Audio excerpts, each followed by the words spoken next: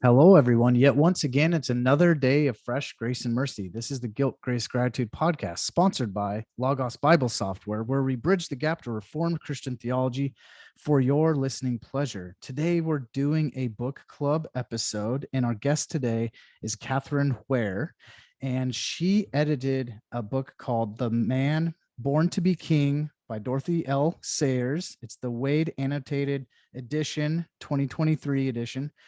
So we're going to be actually talking to you guys a lot about introducing you guys to Dorothy L. Sayers and talking about this book that Kathryn edited, The Man Born to be King, and it is published by our good friends at IVP Academics. So if you go to our show notes, there's that link to IVP Academic. It's going to take you straight to this book that Kathryn edited.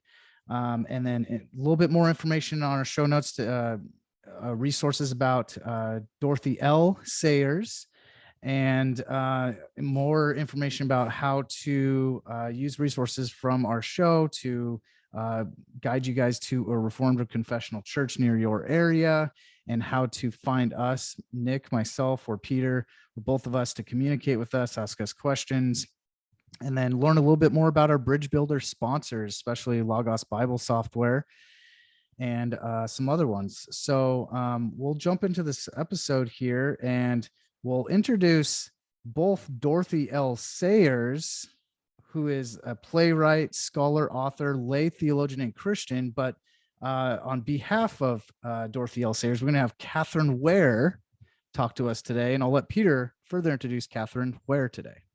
Yeah, we have Dr. Kathryn Wehr, whose PhD is from University of St. Andrews, is a creative artist and scholar. Written work has appeared in several journals and publications, including Logos or Logos, depending how you want to say that, a Journal of Catholic Thought and Culture, 7, Journal of the Marion E. Wade Center, the Journal of Inklings Studies, and Transpositions, Theology, Imagination, and the Arts. She's also managing editor of Logos, Journal of Catholic Thought and Culture. And before we substantively introduce some more stuff, I wanted to kind of shout out the fact that Nick and I have both very much emphasized the L of Dorothy L. Sayers. And maybe Dr. Wehr, if you want to start, why should we emphasize the Dorothy L. Sayers instead of just Dorothy Sayers? Sure. We made a little joke of that just a second ago, because Sayers herself was very insistent on that L. Apparently, there was another Dorothy Sayers who was, I think, a violinist with the BBC Orchestra. And so they used to get each other's fan mail. And so she really wanted that L. So she's like, I'm not a violinist, I'm a playwright. That's right. But she actually did play the violin. But well, there you go. She's like, I do a lot more stuff than you. I want my fan mail. Yeah. But it's a pleasure having you on the show, Dr. Wehr. Thanks for coming on. Thank you. It's a pleasure to be here. Absolutely. Yeah. So maybe let our audience know a little bit about yourself. If they're like, who's this Dr. Wehr person, and your background and your work. Sure. Thanks. So I live in Minnesota here. I work at the University of St. Thomas, which is where the journal Logos, as we pronounce it, Journal of Catholic Thought and Culture, is published out of the Center for Catholic Studies. And I really enjoy that work because it's an interdisciplinary journal. So there's a lot of faith and literature and ethics and business and science, whatever it is. Yeah, it's kind of like our Kuyperian Reformed approach in some respects. I don't know if you know who Abraham Kuyper is. Sorry, I don't. No worries. But I love that kind of interdisciplinary work. So it's cool. A joy to be there. And as you said, I studied in Scotland. I actually was raised Baptist, was Anglican for about 20 years, and then became Catholic. So my first degree is from Bethel University here in Minnesota, which is Baptist. And then I went to Regent College in Vancouver. Okay. And then I got a second master's at Anglia Ruskin University in Cambridge, England, and then up to Scotland.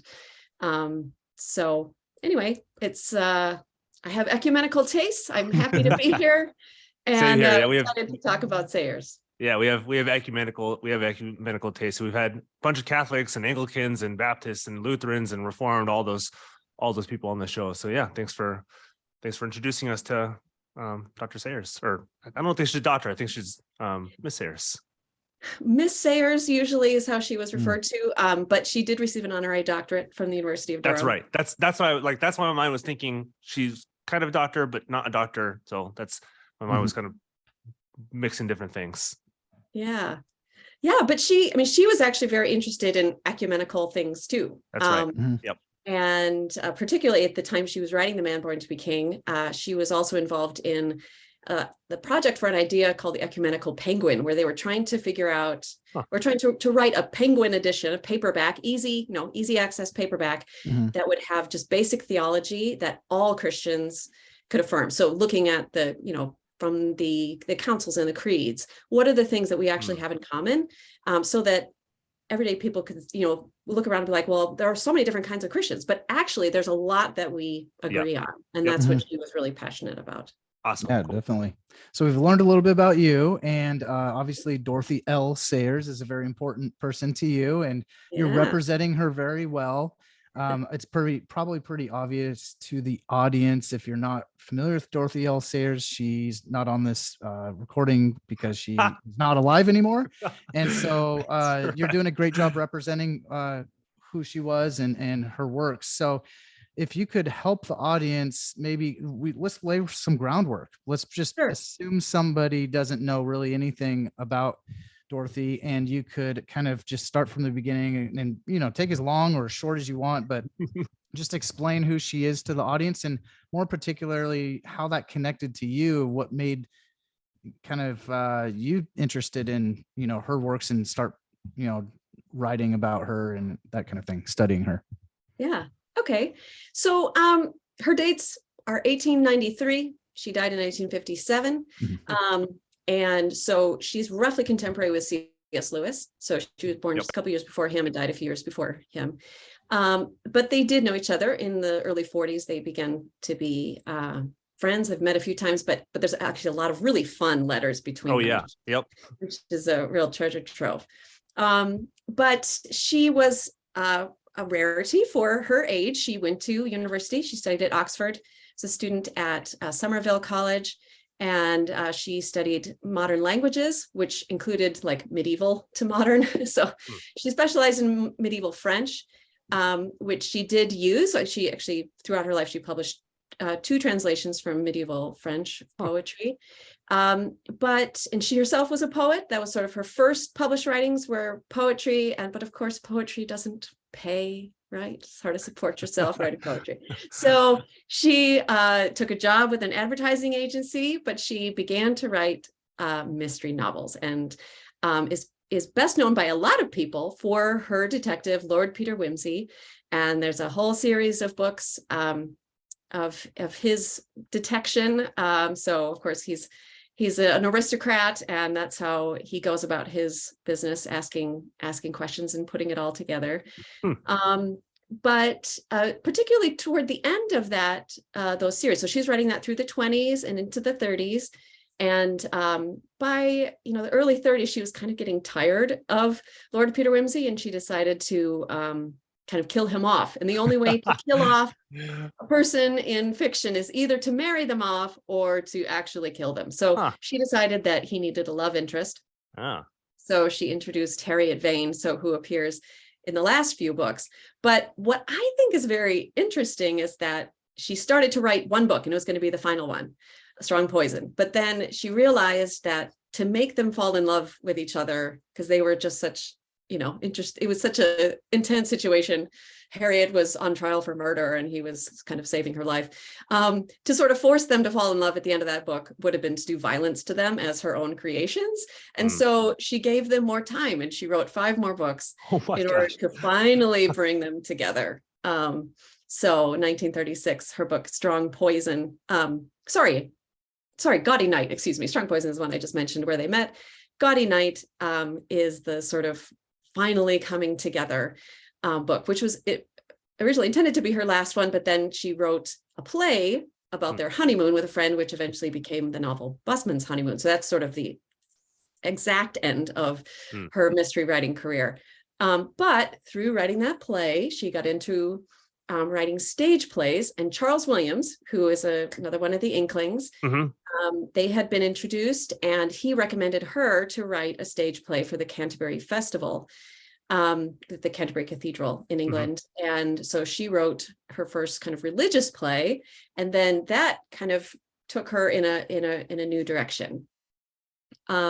So partly as because of that, someone actually a drama reviewer from the magazine Punch said that she was taking theological liberties, and which something that she actually said, you don't even know what you're talking about. So she wrote this whole thing saying, defending herself, that she's actually sticking very closely to the creeds. And that actually that's what makes the drama in the drama, is that she's actually saying, if we actually understood what we mean by the words in the creed, we would be blown away. And so that's what actually makes this play exciting. So she wrote a few more stage plays. Then she had already started doing some things for the BBC, for the radio.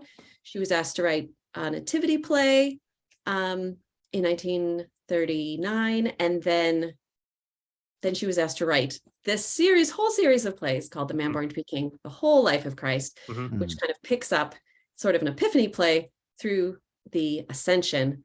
So The Whole Life of Christ, if you kind of add that nativity play on there, sort of 13 plays in total, it's a whole life of Christ. But that was a mammoth task that took a couple of years of her life, really, as the main thing she was doing. And I think it really strengthened and deepened her faith in a lot of ways. I think we really see her other writings. She wrote a lot of essays at that time too. There's just a real depth and kind of a new, she's just more sure of herself, I think, because she's more sure of her faith and her theology and what she's basing what she's writing on. Yeah, she's brilliant. Awesome. Yeah, if you guys research her, and her writing is ridiculous. It's like she's for me on the level of Lewis, and sometimes better than Lewis, and her prose and her diction. I appreciate good writers, and she has an ability to write with the best of them. Good. And so can I just add one last thing that I feel like people should know about her? I have gone on here, but in the middle of the war, 1943, she rediscovered Dante.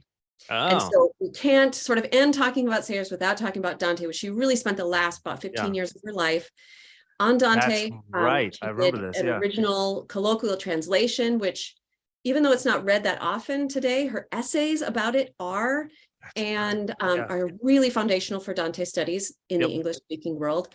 And we probably wouldn't care that much about Dante in the English-speaking world if it wasn't for Sayers. Yeah, so the three, she's talking about the 3-part play, or the 3-part, I guess, cantos or whatever you want to call it. Of Dante's Inferno, Paradiso. I just read this past summer. I'm blanking on another one. There's 3 of them. Purgatory, you're missing. Purgatorio. Yeah, that's right. Just like it passed me. For a Protestant to forget about. I was like, I'm Reformed. I don't know about Purgatory. Yeah, that's why my brain blocked that out of my mind. Purgatorio, Inferno and Paradiso. Yeah, it's such good stuff. But if I completely forgotten that Dorothy Sayers did some stuff on that, it's good to know. So some people, they only know her through her detective fiction, or they only know her because of Dante. Or I meet a lot of people who are homeschoolers and only know her because of The Lost Tools of Learning, which is an essay about education that she wrote. So people are often kind of, they only know one. It's like she's like a hallway. It's all these different doors to go into, and some people just know one room, but there's a lot to explore. Yeah, no, that's true. Fun fact, I've read her writing on education and writing essays probably 30 times. It is the best stuff I've ever read on these things. I love that, which is why I like Dorothy Sayers so much, amongst other things. So what happened in your life that made you really, how did your interest begin with her works? Yeah. When I was a student at Regent College in Vancouver, Mhm. we just had to do a book report, and I picked it off a list. I picked The Man Born to Be King, which I ended up spending so much of my time on, just because it was drama, and my first degree was in theater.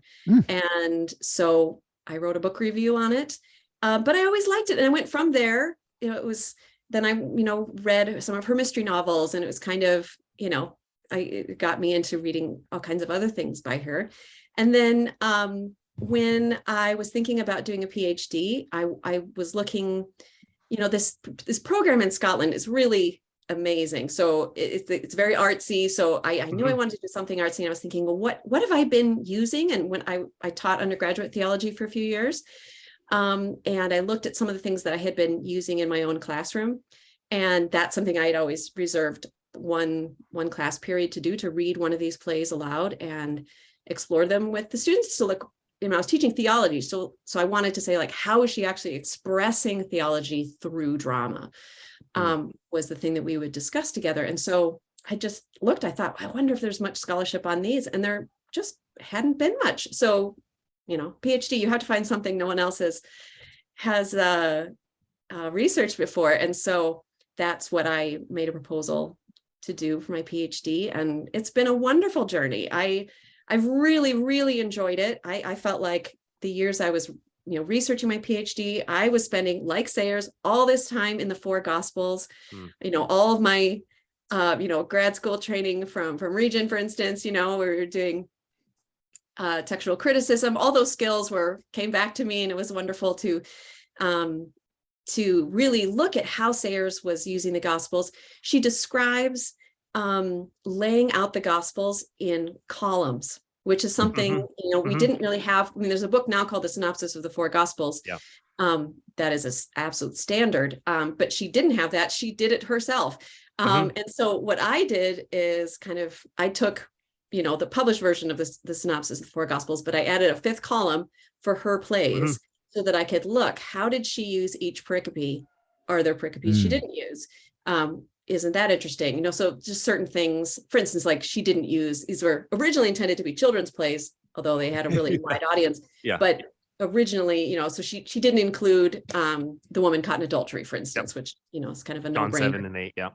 for children's plays. But she also didn't, for instance, include Zacchaeus, which I thought is kind of interesting. So, but being able to look at what she did and didn't use, and then also, a lot of her biographers would just say things like, oh, she prefers John. She really relies on John. So as a scholar, I had to ask the question, like, how do we know that? How can we even study that? So that's why I did that study with the 5 columns to be able to actually analyze how she uses scripture.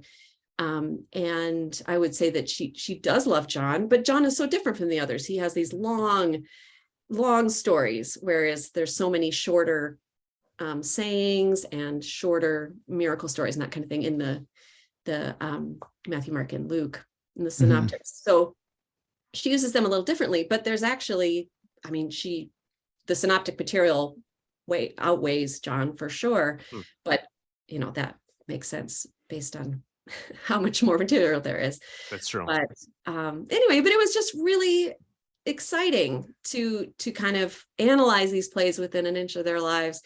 And she also credits some other commentaries and some other gospel adaptations at the time. Like 2 or 3 big commentaries that she used for this.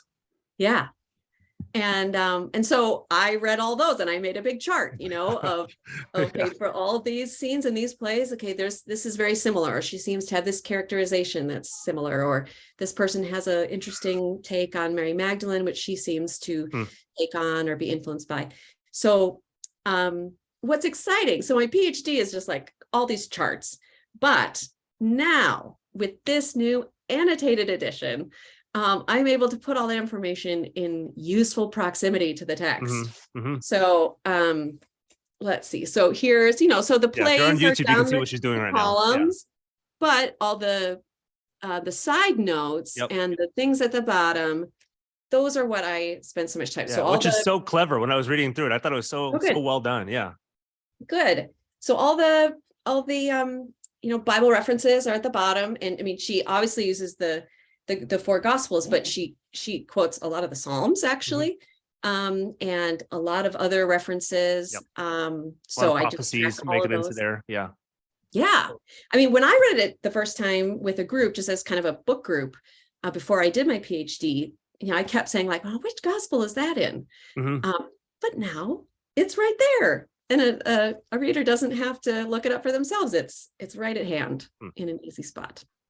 Yeah, that's awesome. I'm going to preface my next question. And I think people, either they've caught on to it or we can make it really obvious. This is a play. So it's not just kind of a book, like a theological book. It's 12 plays, depending on how you, I guess, like you said, want to count it. But it's a book of plays. Maybe you want to talk about what are you doing in this book? Like what's like your annotations part of it, your editing part of it, maybe like kind of how the book is broken down. Because I think when people first look at it, they're expecting a book proper, but when they read through, it's like, oh, this is actually a play. It's like the actual transposition of the play on the text. That's right. So and that makes it a totally different kind of thing than just a novel, because it's all written as dialogue. And so she wrote these plays. It was actually commissioned by the British Broadcasting Corporation as a series of plays on the life of Christ, and originally intended, as I kind of hinted before, originally intended for the children's hour.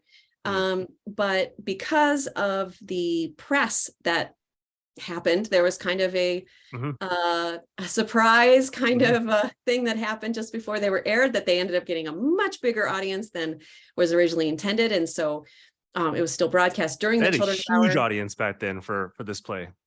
Right. Yeah. I mean, 1 million people at the time, that's big. Yeah. It'd be a pittance today, I guess, in some sense, but that's huge back then for sure. Yeah. And to all be listening at the same time live. I mean, that's what is different too. And the radio was such an important part of life during the war. I mean, everyone was getting all their war information from the radio. This is the 40s that this play came out on radio, right? Correct. 1941 to 1942. So right in the middle of World War II. So people were getting their war bulletins. They're getting there were a lot of religious services on the play, on the radio, but then, all kinds of other things, all kinds of entertainment. But these plays were broadcast on 12 Sunday afternoons. And they were very, very well loved. As I said, there was a little bit of controversy beforehand, because she was going to put this in colloquial English instead of just, for instance, just strictly taking the King James. But if you think to turn anything into drama, if you actually think about how the Gospels are, like they're not written as dialogue. They're written as sayings or stories in the third person. Obviously we have words of Christ, but even the testimony witnessed, for what he had said. Right. And so she is adapting the scriptures for drama, and is doing that in a way that her goal is to really make the Gospels come to life for people. The head of religious broadcasting for the BBC, James Welch, it was really his vision that this should be an evangelistic event. He felt like nobody even knows the Bible anymore. People aren't going to church. I mean, particularly after World War I, there was a real fall off of people's involvement in church in the UK. And so he really felt like this is something that can help bring the gospel to this country. I think about that when I go through the BBC archives, because they're not into that kind of thing too much anymore. No. And so I think, what do they think when they read someone on their own staff being like, the people of this country need Jesus Christ? So anyway, they keep letting me quote from all his letters, so that's fine. So he just had this vision for it. And Sayers, she certainly, was happy to do this. She felt like her main goal is to write the best play that she can. And to let, as she actually said this to C.S. Lewis, said, like, I need to do my best and let God do what he likes with the stuff, is what she is what she said to him once about a different project. But that's the kind of idea that like her goal, she has to focus, write the best play she can, the best drama, do her due diligence in her study in the scriptures, and then let the story speak for itself. Yeah. I had an extra question too, based on my kind of like introducing who she is to the audience. Is, you know, she was, from what I learned, she was born into a Christian family. Her father was a leader, or a kind of a Church of England clergyman. Yep. Yeah. And she's in that Christian family, but she didn't really start doing a lot of this until after her 20s. Is that right? Right. So she, and then, is she kind of a self-taught theologian? Did she have any theological heroes that she was learning from? Because, you know, because she definitely knew her stuff, and she's she knows brilliant. her stuff. Yeah. So, and not to take anything away from, you know, who she was influenced with as well, but, you know, not to explain that she was just like out of nowhere knew this stuff. What was going on in the background? How did she, you know, learn all this? Yeah, a great question. Definitely being growing up in a pastor's home, that's a certain kind of grounding. She, even her letters from the time of university, you know, she's writing to her parents about G.K. Chesterton a lot. So he was a big influence. And in fact, after he died, she wrote a letter to his widow that we still have, where she says, no other writer influenced me more than G.K. Chesterton. She got to know him. Actually, they were both a part of what was called the Detection Club in England, London. Agatha Christie was a part of this too, and other mystery writers. But so they knew each other through that, and sometimes they all did like they wrote stories for the newspapers where like one person would write one chapter and then a different person would write the next, and kind of a fun way to write together. But anyway, but she loved his book. She in her letters, she quotes him all the time to her parents and recommends his books. And she heard him speak a number of times, and that kind of thing. So that was certainly important to her.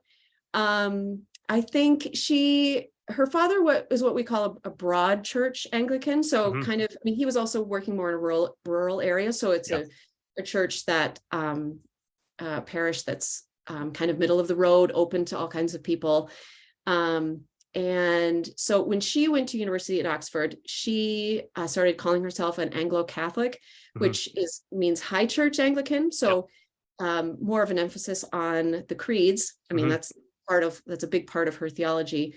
But also the sacraments. We know that she went to confession to a priest, that kind of a thing that she started doing then, which her father wouldn't have been his thing. Totally. So a little bit of a rebellion going high church, I guess. Yeah, if you can call that a rebellion. Yeah. Yeah. But I think when she was in London in the 1920s and beginning to write, it's hard to know exactly what her involvement was. Just after she published her first novel is when she had a short affair with a man in her building, and actually had a son out of wedlock, who was raised by her cousin. And so, but I think a few years later, she got married. She married a man who wasn't very active religiously. So I would say that really by the maybe mid-30s 1930s is when we see, when she's coming into her 40s, more of a seriousness about faith. And I think also being asked to write some religious material, like write this play for the Canterbury Festival. It really, I think, transformed her writing and her thinking, and that she's really a very deeply religious person by the time she's finished writing these plays, for sure. And then getting into Dante, it's like it really becomes the center of her life. I mean, she did write some poetry that was religious, for sure. She has mentions of Christian things and has few Christian characters in her novels, but really from the mid 30s on is when we see more of faith becoming a central theme for her. Yeah. And then for just kind of peeling the onion back on this book, the Man Born to Be King, you share some really interesting historical background in the introduction of the book, and then peppered throughout the play in your annotations, and then some of Sayer's own words too. So maybe before Peter jumps in for some other questions, could we explain a little bit more about this particular book, The Man Born to Be King?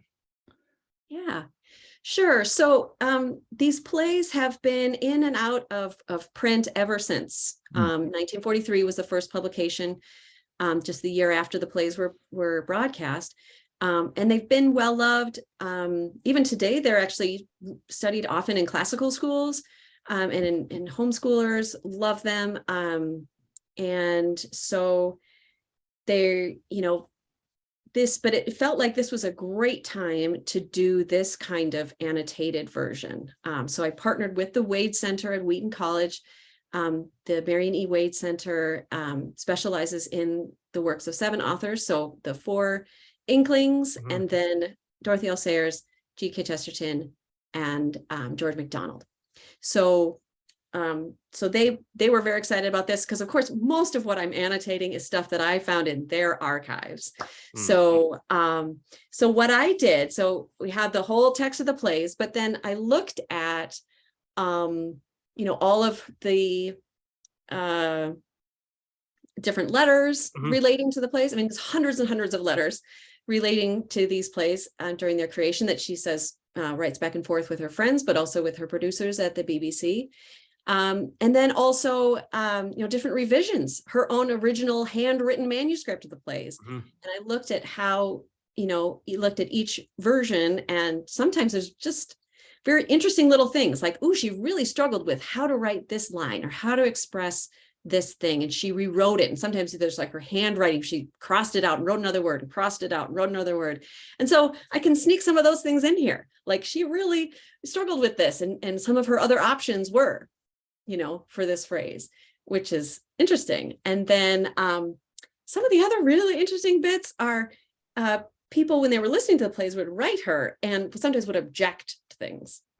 So a person will write and be like, how can you keep saying that Jesus has a golden beard? Everyone knows, surely he had black hair. And I read that the first time and I thought, oh, Dorothy, what are you doing? Jesus didn't have golden hair.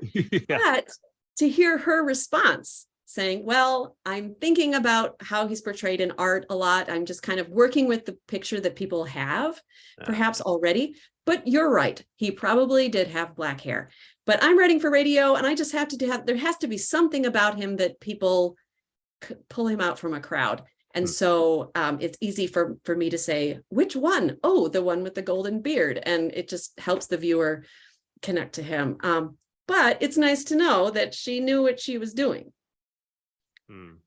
Or, for instance, she combines the characters of Mary Magdalene and Mary Bethany, which is a big thing, and something that, for instance, in my very first paper that I wrote at Regent, I really objected to, because I was like, everybody knows they're different people.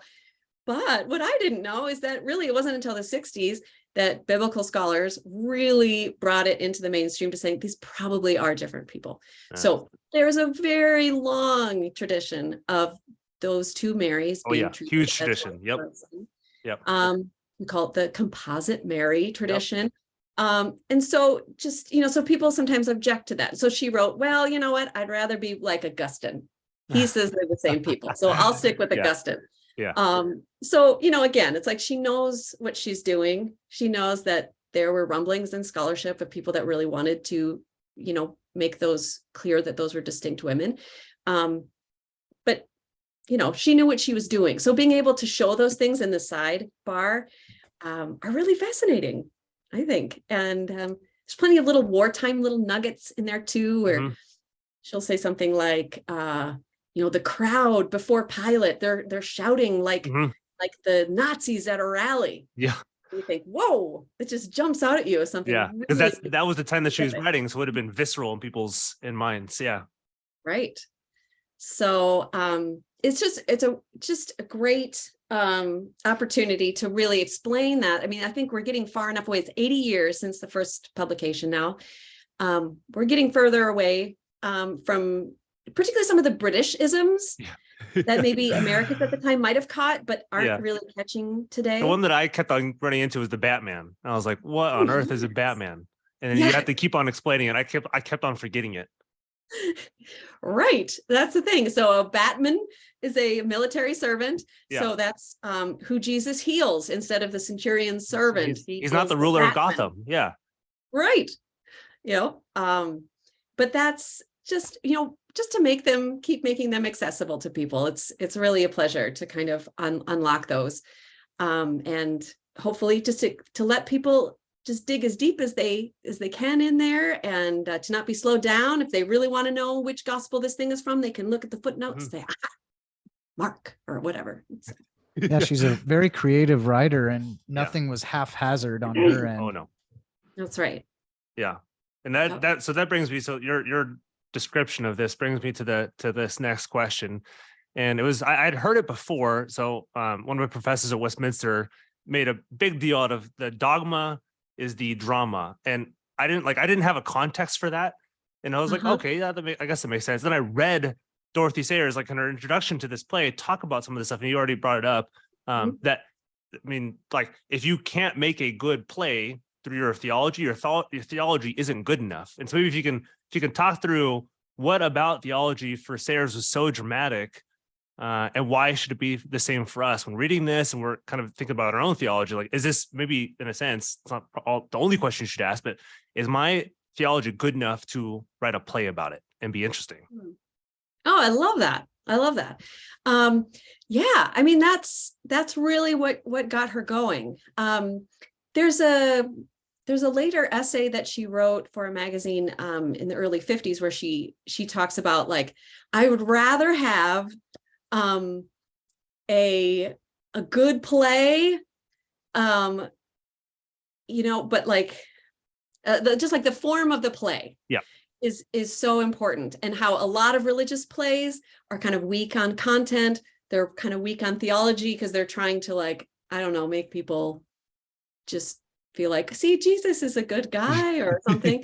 But the, like, she sort of contrasted, like, would I rather have like a bad play with good theology that sort of milk toast, or would I rather have actually a well-written drama that has bad theology? Like, both these things are not satisfying. But often, like the success, you might say, for a play might be, because it's good drama and people recognize it's good drama, even if it's bad theology. But what she says, what you need to have if it's going to be a religious play is that it's got to have the strong, bony structure of good theology to hold it together, and good drama. Both of those things have to be. Yeah. Why can't we have both at the same time? Right. Yeah. And that's what, especially in her introduction to the plays, she spends a lot of time on that both of those things have to be there, or it's going to fall apart. Yeah. So it was good not to have, like, kind of the story behind this. Dr. Horton quotes it in just about every book he writes, and he's written a bunch of books, and he's big into this stuff. And so when he was writing on this, the dogma is a drama. Yeah, there we go. So that's when he was talking about this, like I knew he was right, but it wasn't until I read this play, I was like, I see what he's saying, and I see what Dorothy is saying. And so, just like you said too, and she herself admits, and obviously her critics let her know a lot, that she takes quite a bit of, you can call it theological license. So she kind of plays with scenes here or there. She'll kind of mash scenes together here and there, or she'll talk about the crowd or some conversation that Jesus might have had with a disciple. And we're like, well, that's not in the Bible. And she's like, of course it's on the Bible. I'm making a good play. And yet it plays so well. And I listened to some of the chapters and I read some of the chapters, and it's just so stinking compelling all the way through. And she's not always quoting scripture directly, although she does quote it directly sometimes through the mouths of biblical characters, or like the evangelist said this, or like Pilate will say something, or Jesus will say something, or whoever it may be. So what is she doing because she's doing something with extra biblical dialogue. She's not just like kind of throw it in there, be kind of contrarian, but she's doing something with it. What is she doing with it? Yeah, I mean, I would love, because you said theological license, I'd love to say dramatic license. There we go. That's better. Because I would say she's working really hard to keep the hypostatic union together, his divinity and his humanity, both to be equally present in her character of Jesus. But you're right. I mean, she gives background. I mean, she uses actually a bunch of Josephus in the first play in order to give a kind of historical background of who is Herod, and the situation where there were a group of zealots at the time that stole the eagle off of the temple. So we don't have that story in the Bible, but it's in Josephus, and it was part of the reign of Herod. And so she uses that as the backdrop for Herod being so angry that he sends the troops to Bethlehem to kill all the boys 2 and under. So she really wants people to understand that this is something that really happened. She has a wonderful essay called A Vote of Thanks to Cyrus. And she talks about how when she realized that the Cyrus that she had read about in some of her classes in a history book was the same Cyrus in the book of Isaiah. She was like, oh, this is like a real thing. Like this, the Bible isn't just a story. It's actually historically grounded, and we can find in history these people. So when she really wants people to know Herod is not just, this meanie who's just, this kind of one-dimensional character who's simply angry and wanting to kill Jesus, but that like he had a reason. Like things were really in turmoil, and he might have lost his kingdom, and he might have lost his head. And if he didn't look out for his own interests, no one else was going to. So we may not of course, think that of course he made the wrong choice because Jesus is God and the Messiah. But from his own point of view, it makes sense. So she wants people to think about him that way. And she does the same with, we haven't with Judas too. With Judas, of course, she has a very nuanced view of Judas. I loved how she did that. You quibble with how she interpreted it, but I like the way she did it, humanized him, where he's not just like the devil from the beginning. He's a human. Right. That had his own reasons for doing things. She makes him a kind of intellectual who really just trusts his own way of thinking rather than Jesus. And so he begins to doubt what Jesus is doing, doubting Jesus's motives. Maybe he's secretly scheming to, make a military campaign. He seems to be talking to these other people, some of these zealots who are wanting to kind of promote his cause, and which is probably not far off of what actually happened too. She's reading the stories well. Right. Yeah. I mean, the zealots, that's another interesting thing, because the Gospels mention the zealots, but they don't tell us what the zealots actually believed or did. And so Sayers gives us some of that background by creating a couple characters that are zealots that aren't part of the disciples who are interacting with them. Kind of like worldly wisdom reacting to Christ. And I mean, and even I think that's the zealots are an interesting part, because Baruch, who's the name of the zealot, main zealot character, he has this speech, which, I mean, she's thinking so much about Hitler as she's writing this, because he says like, all we need is a figurehead, and people will march behind him, and the party will just, take control, and has this whole thing. We just need, a spellbinder. And so you can tell that certainly her first audience were really thinking like, wow, that's what's happening in Germany. And so but she's doing that kind of on purpose to help people be like, this is a real thing. This kind of thing even happens today. Even though she's not saying the word Nazi during the thing, but she's using. They're in the environment where these things are happening. So people know what she's doing. She's alluding to something. They don't have to know exactly what that is. She doesn't spell it out, but they know. Right.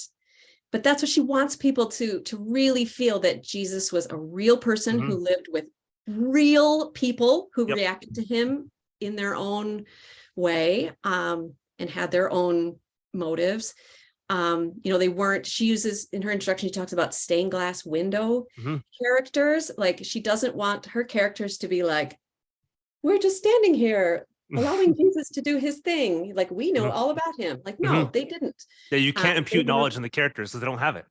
Right, exactly. So she wants them to be real living people. And part of what she does that is with accents. She gives her characters a variety of English accents. Hilarious. Yeah, reading some of those character studies.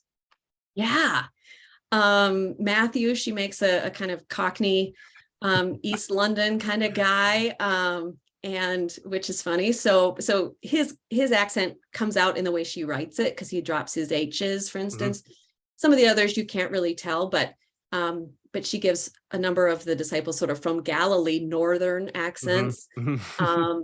And she says that Jesus and the Virgin Mary should both have like slight Irish tinges to their accents, which is interesting. So just the idea that like these are real people, and a lot of the listeners, of course, a lot of the children were out of London, sent out, all over the country for safety on farms and that kind of thing. A lot of people were out in country places. And so having characters that were country people meant a lot to people too. Yeah. And so that, and the humanness, I think, like, well done is both like a kind of a corrective, because it's the same thing in like kind of broader evangelicalism today, where you kind of forget Jesus was a human. Of course, he was fully divine and fully man, but we tend to drop the fully man and we look at the fully God. And she does such a good job of grounding him as a real human being, while not forgetting that he's obviously fully God. Because that, for me, that jumped off the page as well. Yes. And even it was interesting too, seeing how her critics reacted to that, reacted to how human Jesus was and how gory some of the scenes were. So maybe if you can talk a little bit like just how human he comes across and how that comes across in the play, and maybe a little bit too how that was received by some of her audience, who started writing her letters off of that. Yes. Yeah. I mean, I think that the biggest pushback to that was actually even before the plays were even aired, because of they had a press release where she read some of the dialogue, and so people, I mean, there was like this huge letter writing campaign of these dear, well-meaning conservative Christians from the Lord's Day Observance Society got hundreds of people to write letters, thousands probably, just to protest, and like, this is sacrilegious. This is, like, they're speaking words that aren't even from the King James, given to us by God. And it's like, well, there's a little, let's nuance that about what we mean. Which is funny, because Sayers reads Greek, and so she'll like translate some of the Greek while looking at some of the other translations too. It's like, no, she's actually reading what was written. Yeah. But people really pushed back on that. I think totally. There had been the austerity of the language too. I think they thought it was kind of like dropped down a little bit. Right. Yeah. But I think particularly James Welch agreed to have a more colloquial kind of dialogue. So he was the head of the religious broadcasting, the BBC, because he was really aiming at the unchurched. And so they weren't, I mean, they had to deal with it when there was this big protest, but their real audience was the unchurched. And so he felt like, no, like they need to talk like everyday people. If it's all, King James English, then they're not going to understand. Yeah. No. Yeah, that's helpful. Maybe too with maybe how Jesus is described, because you talk about she's a creedal Christian, she's a confessional Christian. So, and I think it's helpful too. How does she really bring out his humanness while not neglecting his divine mission? Because she also talks about in her introduction, it kind of comes through where like kind of his divine consciousness, like his like knowing like I am God on mission. Maybe this sounds terrible to people, like doesn't come immediately to him. He's like, he kind of realizes this as he's coming through his divine mission. Not that he doesn't know he's God, but he's realizing his mission throughout this. But he's fully human. So if you can talk like, how does she balance, but how does she really bring out his humanness while not leaving off his divine nature? Yeah. I mean, from the very beginning, she said, like, he has to be able to say words that aren't actually in the Bible. Like, he has to be able to say good morning.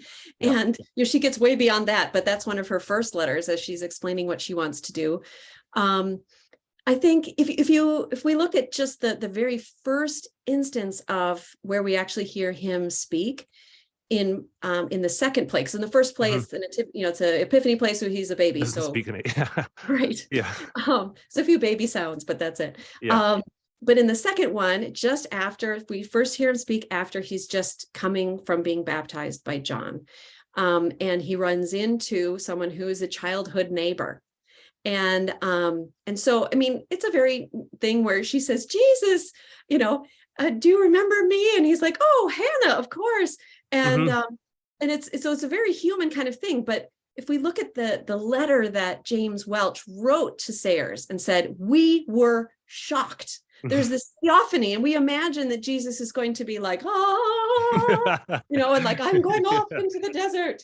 But no, but you've made him so human. Yeah. And like, he even kind of makes a little joke with one of the little kids who's standing there. Because the kid is the only one that actually thinks that the voice that they heard was like the voice of God. Yep. Talking to him. She says that throughout the plays too. Like, he kind of sounds like God. Like, he's got this like weird voice that like kind of reminds me of God. So, it's just this very human interaction like that. Or things like he'll make little jokes, like when there's the storm on the Sea of Galilee and he's walking on the water to them and they're terrified and they think that he's a ghost, but he comes up to the boat and he says, like, is there room for me in here? Like, makes a little joke, which they all puts them all kind of at ease, that they all were like absolutely freaked out, that they think that this is a ghost walking toward them on the water.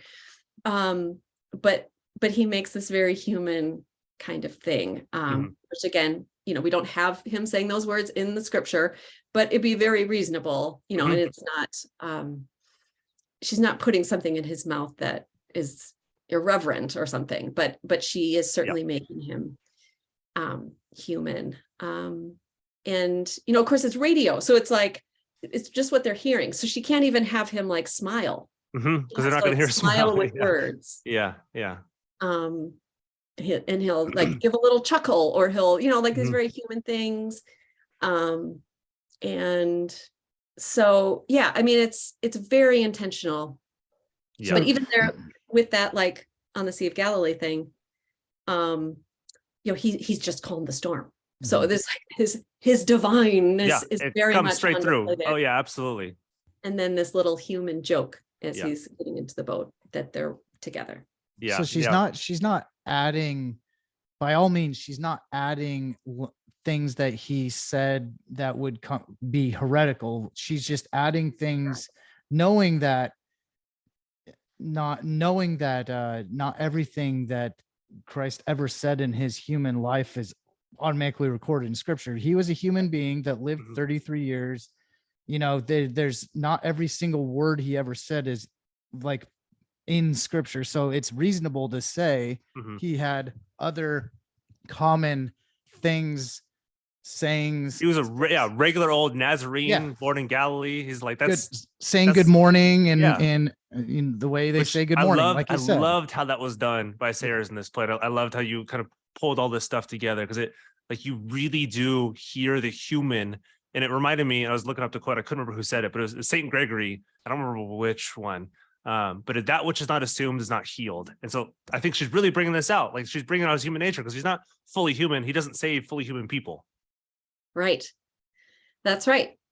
He had to become human to save humanity. Yeah. And so I think she does a good job of bringing out the humanness, because if not, then what good is kind of this far off God for us if he's not really actually human? Right. Yeah. He only appeared to be human. Exactly. Yep.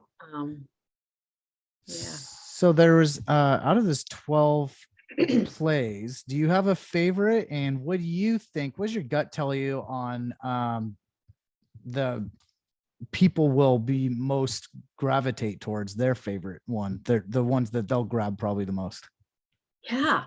I have a couple favorites. I think the two that come immediately to mind are play 5, where she does a great job showing what it was like for the disciples to actually be involved in Jesus's ministry after he has given them the ability to heal and to teach and has sent them out. It's really, I mean, it's just amazing. And the way she kind of has this sense of like this whole crowd of people really pressing in on them. And then Jesus saying, let's go away for a while to pray. Like you need rest. But then of course, the crowd follows them and there's the feeding of the 5,000. And then play 5 also has the Peter walking on the water and the storm on the Sea of Galilee. And then John 6 with the dispute with the Jews over his teachings about his flesh, eating my flesh and drinking my blood. So how the crowd reacts. So that's just I love that because you really get a sense of like what it would be like to be a person in the crowd. I also really love play 12, the resurrection play. The scene with the women on their way to the tomb is really beautiful. So good. Yeah. That was the only one I listened to. And I loved listening to it.